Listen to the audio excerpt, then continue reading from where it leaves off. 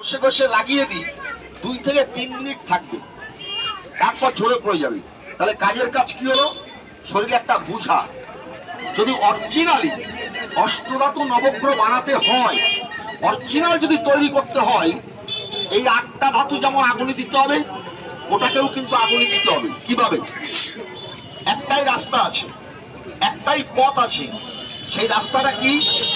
যদি ছলে কলে কলে কৌশলে এই পারদটাকে যদি 2 আঙ্গুল ধরা যায়, এই পারদটাকে যদি 2 আঙ্গুল ধরা যায়, তাহলে অরিজিনালি অষ্টধাতু নবগ্রহ তৈরি হবে, তা নাহলে হবে না।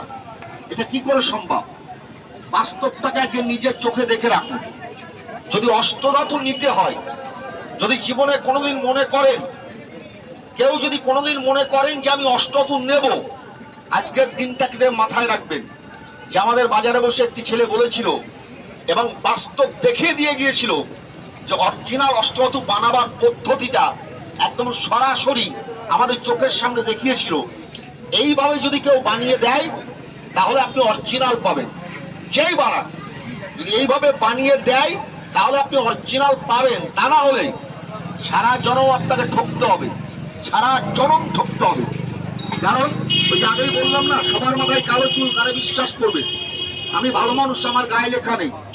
ধাতু অরিজিনাল দেওয়া চাই, অরিজিনাল দিলেই তাহলে উপকার হয়, তাহলে সেই অষ্টধাতু নবগ্রহের কাজ হয়।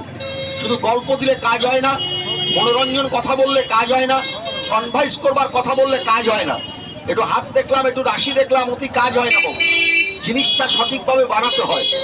আজকে সেই পদ্ধতিটা দেখে রাখুন। এই যে পাড়াটাকে আমি প্রসেসিং করলাম, এই যে কারিগরিটা দেখলেন, খুব সিক্রেট, খুব গোপন। এটা আমাদের ছোটবেলার থেকে শিখতে হয়। যখন উপযুক্ত বয়স হয়, বাবা কানে কানে বলে যান এই পাড়াটাকে প্রসেসিং করবার, পাড়াটাকে জমাবার পদ্ধতিটা।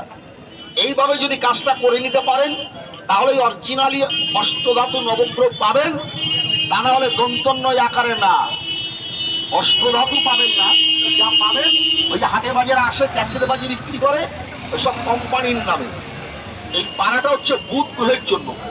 তো আমি বলেছিলাম, অনেকে বলেন যে ফুটপাতে যারা দাঁড়ায় তারা অরিজিনাল জিনিস দেন না। তা বিচার করবেন আপনারা, কারণ আমি সাদা কাগজের উপরে মেটালগুলো সাজালাম। দেখুন তো ধাতুগুলো ঠিক ঠিক আছে কিনা। শনির জন্য সীসা, রাহুর জন্য লোহা, মঙ্গল গ্রহের জন্য দস্তা, চন্দ্র গ্রহের জন্য চাঁদি রূপা, বৃহস্পতি গ্রহের জন্য সোনা, বুধ গ্রহের জন্য পারদ, শুক্র গ্রহের জন্য রাম, কেতু গ্রহের জন্য পেতল, আর রবি গ্রহের জন্য তামা। এই হচ্ছে 9টা ধাতু। বাজারে কিনতে পাওয়া যায়, কোনোটা অমূল্য সম্পদ নয় যে আমার জমিতে চাষ হয়েছে আপনার জমিতে হবে না। কিন্তু প্রশ্ন হচ্ছে এটাই, এই 9টা ধাতু আমি এখন এই বাটিটায় তুলছি, আপনাকে বলছি এই 9টা ধাতু নিয়ে আপনাদের বাজারে যত সোনার দোকান আছে, আপনি প্রত্যেক দোকানে চলে যান, যে বলেন কি দাদা আপনি যত টাকা মুদ্রি চাইবেন, আপনি 200, 500, 2000, 5000, আপনি যত টাকা মুদ্রি চাইবেন আমি আপনাকে দিতে রাজি আছি।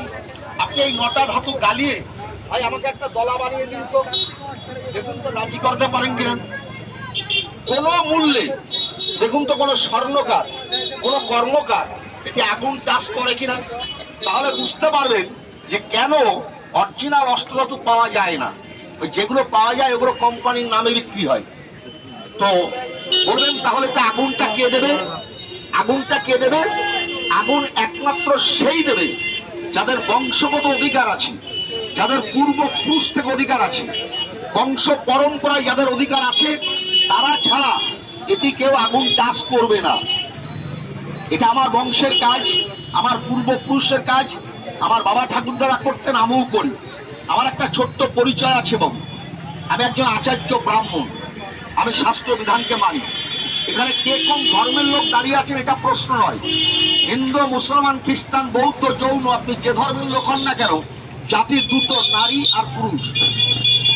জাতি দুটো, আমরা এক একজন এক এক ধর্ম অবলম্বী।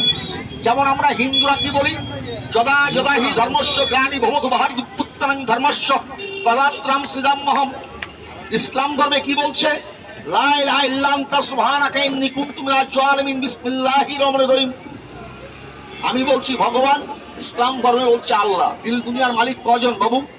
আমি বলছি পূর্ণিমার চাঁদ, তারা বলছে ঈদের চাঁদ, কটা ওখানে দুটো, তাহলে ধাতুর কোনো জাত নেই। তা যেহেতু আমি একজন আচার্য ব্রাহ্মণ, আমি শাস্ত্র বিধানকে মানি, তাই আমি নিয়ম অনুসারে এটাকে একটু অগ্নিসংযোগ করছি। 1 মিনিট একটু সময় চেয়ে নিচ্ছি, একটু বানানো দেখে যান।